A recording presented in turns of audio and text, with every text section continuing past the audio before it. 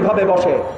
আমি এটার নিন্দা জানাই এবং আপনাদের মাধ্যমে আবেদন জানাই যে অন্তর্বর্তীকালীন সরকার যেন এই যে হাসিনা এবং হাসিনার দোসরদের যেমন আর ডাকা বন্ধ করে দিয়েছে, তাদের সাথে আর আলোচনা হবে না, একইভাবে যেন আর ওপেনলি ডিক্লেয়ার করে যে হাসিনার দোসর জাতীয় পার্টির সাথে আলোচনা হবে না।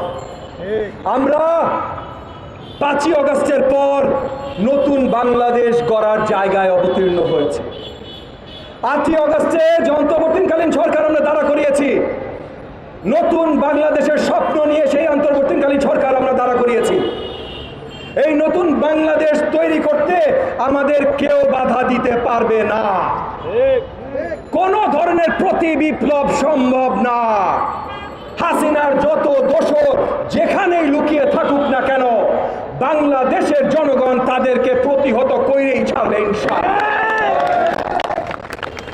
এই প্রতিহত করবার জন্য আমরা যেন সারাক্ষণ সব জায়গায় সবভাবে অন্তর্বর্তীকালীন সরকারকে আমাদের সাথে পাই, তাহলেই সারাক্ষণ সব জায়গায় সবভাবে অন্তর্বর্তীকালীন সরকারের সাথেও আমরা থাকবো ইনশাআল্লাহ।